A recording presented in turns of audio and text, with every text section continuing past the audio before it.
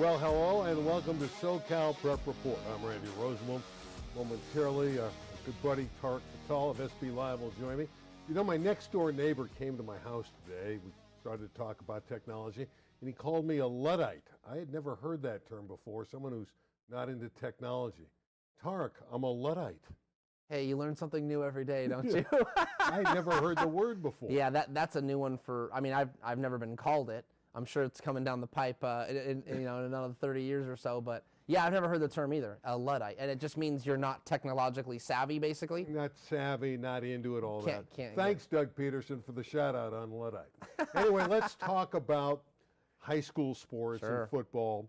And we got to start tonight because we have, quote, breaking news. Carson Palmer, great football player, Santa Margarita, had a great NFL career, is now going to become the Santa Margarita head football coach after retirement. It's, listen, it's one thing to play in the NFL, be a Heisman Trophy winner, #1 overall pick in 2003, but to come down and try high school football as the head coach, and not just be a high school football coach, but in the Trinity League is going to be, I would argue, it'll be a fun question to ask him, it might be the toughest football challenge of his life, and the guy played in the NFL.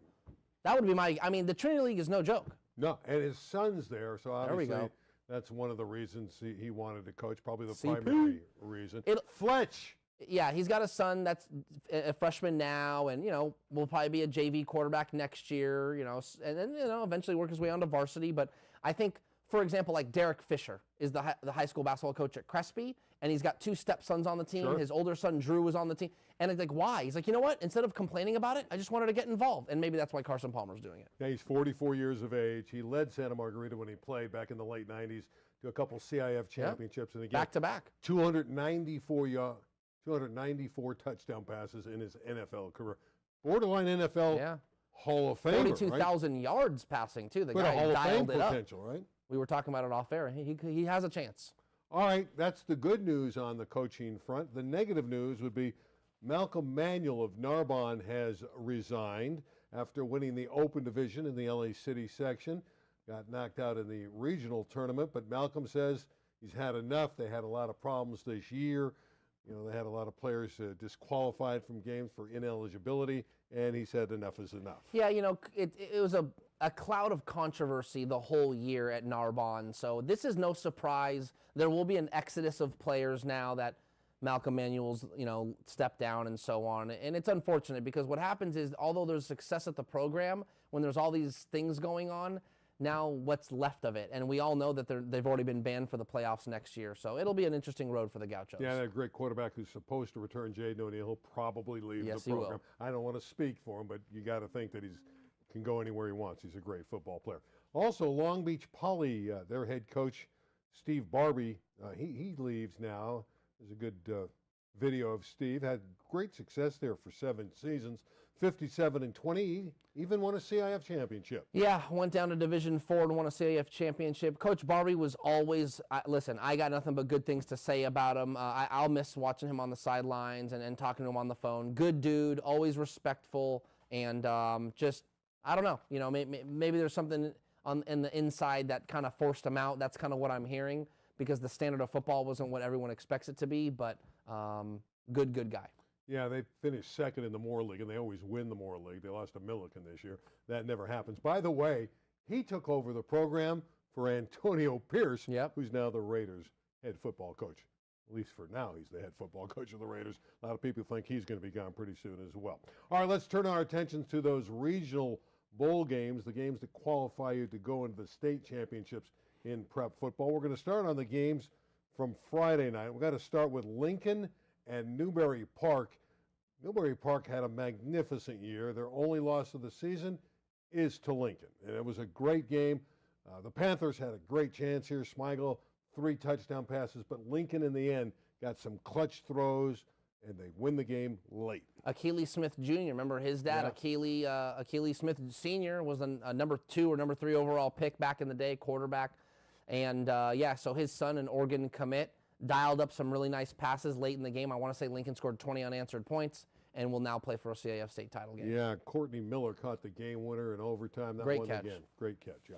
By the way, I can give you some stories about his dad, but maybe for another I time. called an Oregon game, and his dad was the pretty good player, huh? Great one. Achilles Smith was great.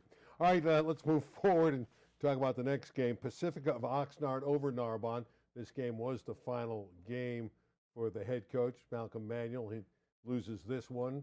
Pacifica 37, Narbonne 20. Big performance there indeed for this team from Pacifica that really came on at the end of the year. Yeah, no surprise that Pacifica ended up having just a little more pedigree. You know, coming from the Marmoni League, taking on St. Bonaventure, Oaks Christian, and kind of the gauntlet of the playoffs. I felt that, you know, Narbonne was basically outclassed, and good for Coach Mike Moon. He's got the Tritons in the CIF title game. And Pacifica blocked a couple punts in this game. Yeah. One came back and was returned for a touchdown. You can't give up 2 blocks like that. Well, that's the pedigree I'm talking about. Just clean football is more likely to come from a team like Pacifica than Narbonne. Hate to say it, but Gauchos, they just get on through the city section with their athleticism. But when you meet athleticism that you're matched with, plus the pedigree and the fundamentals, you're probably not going to win. Okay, Frontier of Bakersfield with a big victory. They knock off Murrieta Mesa and end their season 39-7. And really that was a one-sided affair, so no need to really get our arms around this one. We'll move again to the next game, Highland of Palmdale over Coalinga. This was a sensational game, 33-31 for Highland. Yeah, Justin Wyatt and his son, Justin Wyatt Jr., the quarterback for Highland, and kind of one of the better stories and storylines of this postseason is kind of a father-son duo going for a CIF state title in their last year together. Another good game, maybe the best game of all of them, was Portola and King Drew, an overtime game, 35-34. Jameer Torres stopped on a 2-point conversion, trying to win it. There is the final in overtime. What a phenomenal game. Timothy had a great game, the running back, Timothy Gruttenberg, 165 yards and 4 touchdowns for the winners. Well, Jameer Torres had, I believe, like 2 interceptions, a punt return for a touchdown, 2 passing touchdown receptions. I mean, he had like 3 or 4 touchdowns, 301 yards all-purpose. I mean, 2 interceptions. I got it written down. You got them all, I think. Yeah, I mean, the guy did everything. Yeah, he got stopped on the 2-point conversion, but he had 3 touchdowns catching, 2 interceptions, and a fumble recovery for a touchdown. That's right, and he had a punt return for a touchdown. So I think it might have been two receiving touchdowns, a punt return for a touchdown, a fumble recovery for a touchdown, and 2 interceptions. And welcome to the Jameer Torres hour. Yeah, I mean, the guy was unreal. He was spectacular. Unfortunately, he got stopped on that conversion try, and they lose the game 35-34. But a great year for King Drew nonetheless. Next game is Lindsay over Chatsworth. Chatsworth out of the West Valley really overachieved to win an LA City Championship. Yes. And then Lindsay out of the North a little bit stronger. You know, most of the southern section schools won.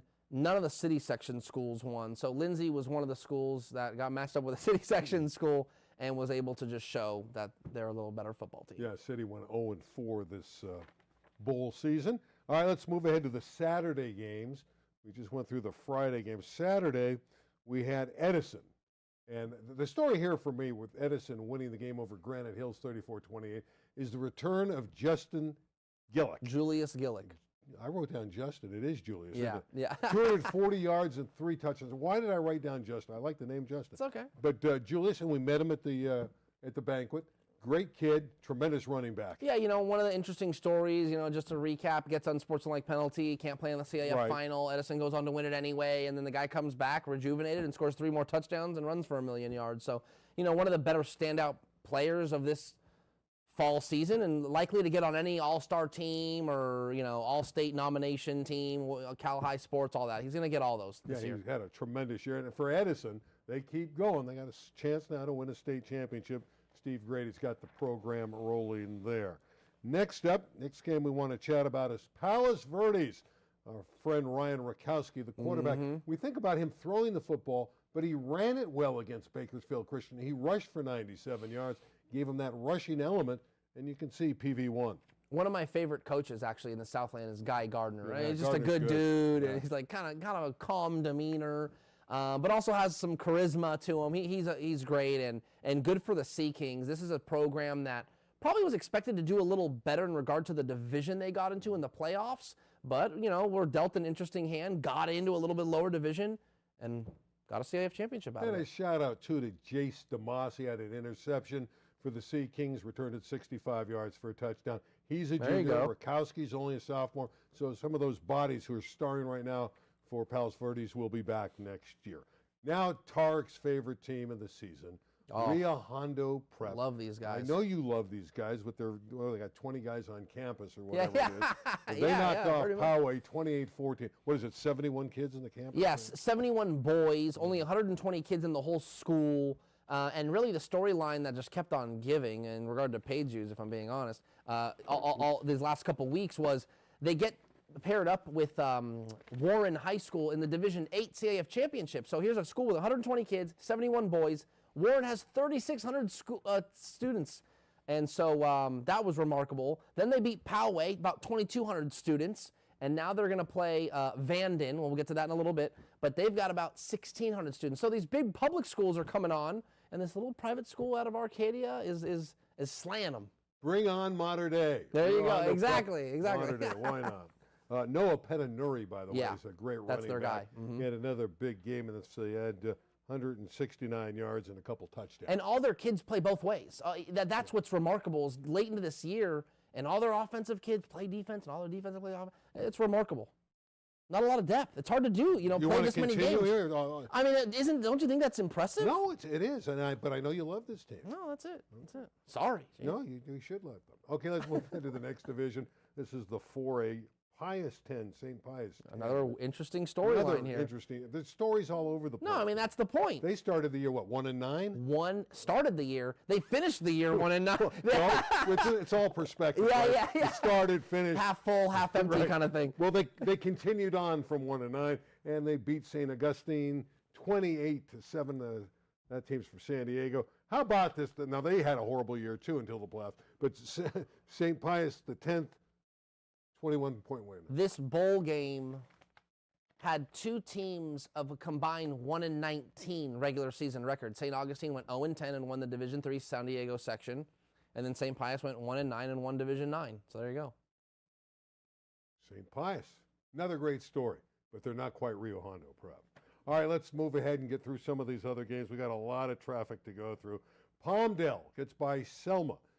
They win that contest. Pretty interesting game. They're high scoring, 41-38. We had Palmdale over Selma. We have Monte Vista 41, Pasadena 21. Pasadena had not won a championship in the division in many, many years. I think 1933. They get to the State Bowl, but as you can see, they lose by 20. Then Pioneer of Whittier over Panorama from the city section. They shut them out 24-0. Yeah, another city section team bites the dust. No surprise, but good for Pioneer. We interviewed their coach and star quarterback on this show a couple weeks ago from the luncheon, and look at them playing for a CIF State Championship. And I don't know, but I'm going to take a guess and say that it's that program's first opportunity to win a CIF State Championship. I think you're probably right, although they've done pretty well in recent years. All right, let's check out some of these state regional games. I think we're going to go by night. We'll start with games that are going to be played tomorrow night. The first game is Pacifica of Oxnard at Grant, Sacramento. Yeah. Now, that's not going to be an easy assignment. Pacifica is going to be up against it. Grant of Sacramento normally is pretty good. Yeah, actually, what'll be fun is these are two very explosive, athletic, good wide receivers, good quarterbacks. So I expect a lot of points in that game, Randy. How about St. Vincent's de Paul? Sounds like LeBron's old school, but it isn't. St. Vincent, same area. Yeah. Just trying to be funny. Yeah. Highland at Palmdale. What do you see anything there? Yeah. Highland's playing a team. I know SVDP's 13-1. Yeah, I'm not too familiar with the team from up north, but obviously Highland representing the South and the Golden League, the Bulldogs, and that's a program that has their hashtag Dirt Made. They kind of always feel like they're the underdog. They always have a chip on their shoulder, and so maybe that carries them to a CIF State Championship. Yeah, Portola has to play a very good Arcata team. Again, we don't know much about them. They're from up north, but I think Arcata is the favorite here. Yeah, I think they are favored to win according to Cal Preps. I could be wrong on that, but again, when you get to the final game of the year, Randy, I mean that's it. All bets are off. You just never really know, and I wonder if sometimes these SoCal teams might have a little bit of an advantage because they might not have to travel as far. All right, Saturday night bowl games. Got to talk about the Saturday night games. Why not? Fresno Central against Edison. Now, Fresno Central, again, in the middle of California, is one of the better teams. You know, you go into that part of the state, Fresno Central is for real. But Edison's playing great football. This is where it'll be contrasting styles of football. So Fresno Central athletes, passes the ball, spreads it out. I mean, look at the way Fresno State football is played, you know, kind of quarterbacks and good wide receivers and athletes. And so this Central team from Fresno plays the same way. Edison doesn't play football like that. Way more fundamental, and they run the ball with Julius Gillick, so we'll see. Next one is Lincoln 12's Bridges. I've never heard of it. I got a little something for you on that. So what is it, first year, second year? Only the second year of football. The school's only been around. Okay, well, hold on. Third year of football, the school opened in 2021.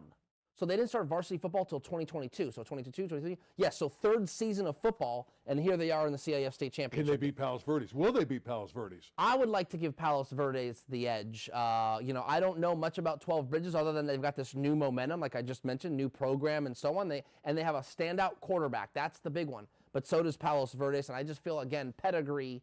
Though Palos Verdes isn't exactly a mainstay in state championship games, I think pedigree might win the day. I know who you're going to talk about now.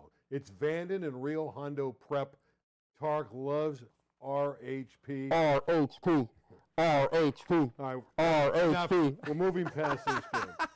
Let's move ahead. We have to talk about the next contest. I can't even read my writing here. Randy's so fed up with me. I'm fed up with you. Sonora and St. Pius. Yeah, you know, again, I mean, I'm just going to keep hammering the headline, and that's that St. Pius might win a CIF State Championship after only winning one game in the regular season. But good for Devaugh Thomas, and they have a quarterback named Josiah Williams who's really good, and he's a junior.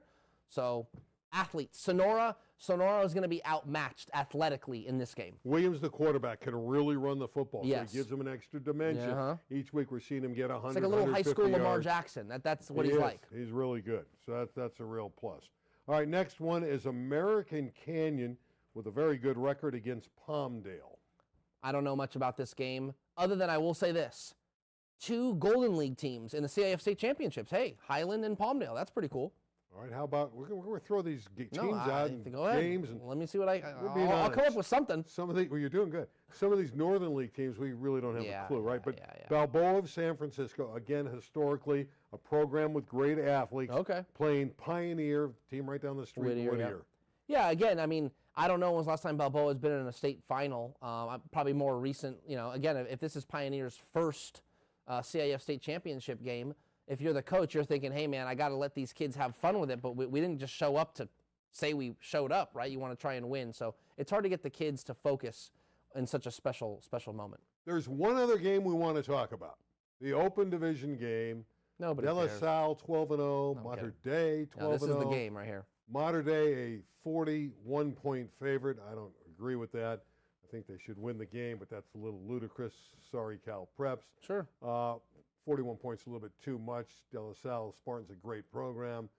But we were talking about this prior to the show. Mater Dei is trying to complete an undefeated year, state championship, national championship, against arguably the greatest schedule ever put in front of a high school football team. And I got to give you credit. That's a good angle because they beat Corona Centennial twice. They've beaten St. John Bosco twice. They beat Bishop Gorman, which is, you know, the big dog all last year, and beat them by, doubled them up. I think it was like 31-15, something like that earlier in this year. And they're the number 2 team in the country. There you go. And beat St. Francis of Baltimore, of Maryland. So Kahuku? Yeah, and beat Kahuku, Hawaii Power. So when you look at the body of work, you're thinking, wait a minute, this might be one of the better Mater Dei teams ever, you know, with a big question mark. And you ask it because of the schedule. I don't know if Mater Dei's really been through the gauntlet like that before. So let alone beating St. John Bosco twice and Corona Centennial twice. So just beating the local powers basically in 4 games is pretty remarkable. Then if you add De La Salle to it, if they indeed win the game. That's a good point. Just pedigree. Pedigree is the word of the day for me. But yeah, just given the status of De La Salle's program, to add that to your roll of victories, pretty remarkable. Basketball. We've got to move ahead. We're going to take a little break after tonight. We're going to have some holidays and enjoy the holidays, and you won't see us for a while, but we are coming back. So we want to give you a little basketball preview before we get to the basketball season. So we'll start with Tarek's SB Live Top 10. He has St. John Bosco undefeated. They're 8-0 as number one. LZ Harrington recently had a 41-point game, one of their stars. Yeah, they played against St. Pius, and they actually, Douglas Langford is also a Harvard commit, so it was like Harvard commit versus Harvard commit, and LZ Harrington had 41 points. I think he only made like 2 threes, so that's how they obviously couldn't stop him going to the rim and making twos. Harvard Westlake. Hameni is great. Joe Sterling. Sterling. Is that the best combination? I don't know. It's up there. I would say, I mean, there's some good duos out there. One of the better duos on this list is actually from Heritage Christian. Tay Simmons and Dylan Shaw. One going to San Diego State and one going to St. Mary's. And you're talking about two guys like, okay, Dylan Shaw's like 6'8" with like a 7-foot wingspan wing. He almost looks like a Kevin Durant type. And then you got Tay Simmons, it's like a Blake Griffin. So you got two big wing dynamic players. That's hard to beat. Burries is great at Roosevelt. Sure. But Notre Dame has some news, right? Their star players finally going to get into the lineup. So Tyron Stokes, #1 player in the country for the class of 2026, meaning he's a junior, is now eligible. He'll make his debut tomorrow night, Friday, against Fairfax at Fairfax, and it's a 6 o'clock tip. So get to see him in action. But despite his absence, Lino Mark and Zach White have been holding down the fort, and Notre Dame's 7-0. Okay, the rest of the group there, we have, La Mirada, Santa Margarita, Jay Serra, Sierra Canyon, which has been a powerhouse in recent years, a little lower. I love Gavin Hightower. They're very fine backcourt specialist. Heritage Christian, perfect beginning of the year. Same for Redondo Union. Any thoughts about the bottom group? Sierra Canyon's, I think, to me, the question mark. They got a couple players, Max Adams and Chris Newilly as a Rutgers commit. So, yeah, they've got some talent, but they haven't really been tested. They've got a very interesting schedule. Last ad. They're in New York right now. They play against Long Island Lutheran Friday night. You know who's on Long Island Lutheran? Cayenne Anthony, Carmelo Anthony's son. Then they fly back to Vegas and play in the MGM on Saturday night against Coronado. So they're a high school team's gonna play in New York on a Friday night and in Vegas on a Saturday night. That's a very rare back-to-back for a high school basketball team. It's not easy. That's hard for pros. Tough, yeah. All right, let's talk about the Mission League in basketball, because it's not only Tarek's favorite league, it's the best league in Southern California. We talked about some of the teams in there, the likes of, Harvard Westlake and Sierra Canyon and Notre Dame. But as I look at this league, even the other teams, Loyola, Chaminade, St. Francis, Crespi, all have pretty good records. Yeah, I mean, I think you got to look at who they're playing, and I'm not knocking what you got here, Randy, but like Chaminade just recently lost to El Camino Real. That's not a great loss. St. Francis has a couple interesting losses. Crespi's actually got some impressive wins, like Rolling Hills Prep is a good quality win, but then they've got losses to like Pilibos, and so there's some very inconsistent basketball being played, but that's normal at the beginning of the year. So we'll wait to find out who are the pretenders and who are the pretenders and the contenders in that league. But I can tell you right now, the top 3 are the no-brainers. Not on that list, but it's Harvard Westlake, Notre Dame, and Sierra Canyon. Okay, we agree on that. Yeah. Girls basketball, I got to start with Ontario Christian. Kalina Smith, tremendous player, averaged like 35 points a game last year, but she's averaging 22 this year. And you said, is there something wrong with Kalina? No, she has better teammates. More help. That she's working with. More help, greater team. Well, they've got the best freshman in the country in Sydney Douglas. She's like imagine what could be like the next Candace Parker, like a 6'5", forward, wing, can do everything type player. Sydney Douglas is going to be the next hot thing in high school girls hoops. She's averaging 17 points and 9 rebounds, so she's off to a great start. Yep. They also have Tatiana Griffin, who's averaging 18 a game. So that's a team. But I also know that you love Sierra Canyon's club as well. Well, Sierra Canyon's very good. I just don't know if they have enough to take down like an Etiwanda or Ontario Christian. They've got 2 really good players, 3 really good players, but their best player is Jersey Robinson, who you could argue is the best player, better than Kalina, better than anyone at Etiwanda, the whole 9. Jersey Robinson is only a junior and highly regarded as the #1 girls basketball player in the country, regardless of class. All right, before we leave tonight, I want to get your thoughts on some categories here for football. Sure. Who is Tarek Fatal's high school football coach of the year? For me, it's got to be Joe Smigel. That's my Newbury Park. Yeah, Newbury Park coach. Thank you. Just given Okay, so they go through the Conejo Coast League, and they basically go through the regular season 10-0. And we're not really sure how good they are. Why? Every time I talk to Joe, he goes, we're blowing teams out.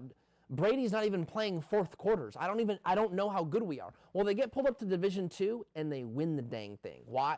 They beat San Jacinto, then they beat San Clemente on the road, then they beat a really good Yorba Linda team, and then they go on the road again and beat Marietta Valley. That is good coaching. For me, Joe Smigel.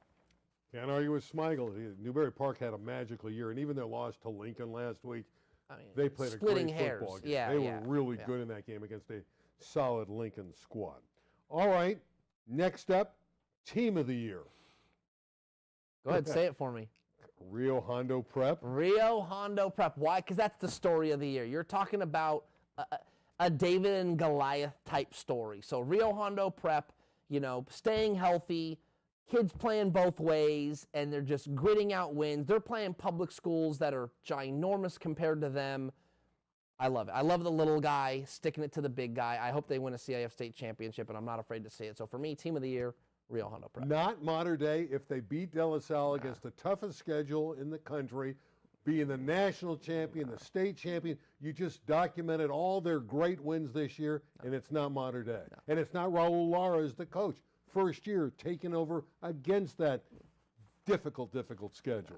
I don't see it that way, just because they're such a juggernaut, and they're so talented. If we're being honest, this is what they're supposed to be doing. Right. And you have to give credit for upholding that standard and that expectation. Fantastic. But for me, Rio Hondo Prep doing it with no transfers and all these, couple kids on campus and beating everybody is way more impressive to me. Two more categories. We'll start with Freshman of the Year. Yeah, I think it's got to be Koa Mala'alu. Is that it? Koa. I'm just saying, is that how you say his last name? I think it is. Koa Mala'alu, freshman quarterback at St. John Bosco, steps into that role after Matai Fuiava leaves the school. So Koa Mala'alu comes in and leads them to what I believe was a CIF Southern Section Division I semifinal, and they fall short to Mater Dei. Yeah, you can't. Or they got to the actual final. They got to the final and lost. So, remarkable feat for a young freshman. Yeah, had some big games throwing the football for the Braves this year. All right, Tarek Fatal's Player of the Year in prep football for 2024. Yeah, I'll give you two names, and this is where I'll give some shout out to Mater Dei. So one's going to be Jordan Davison, the running back that's going to Oregon. He's been their workhorse all year long, and he's been stable. So yes, remarkable year. I haven't quite forgotten about them, but Jordan Davison is one. And then the other one's got to be Shane Rosenthal from Newberry Park. So I'm not going to give you my Player of the Year. The season hasn't finished yet. But for me, Shane Rosenthal, on what he did on offense, being the all-time California leader in receptions, and then all the interceptions that he got, very, very impressive.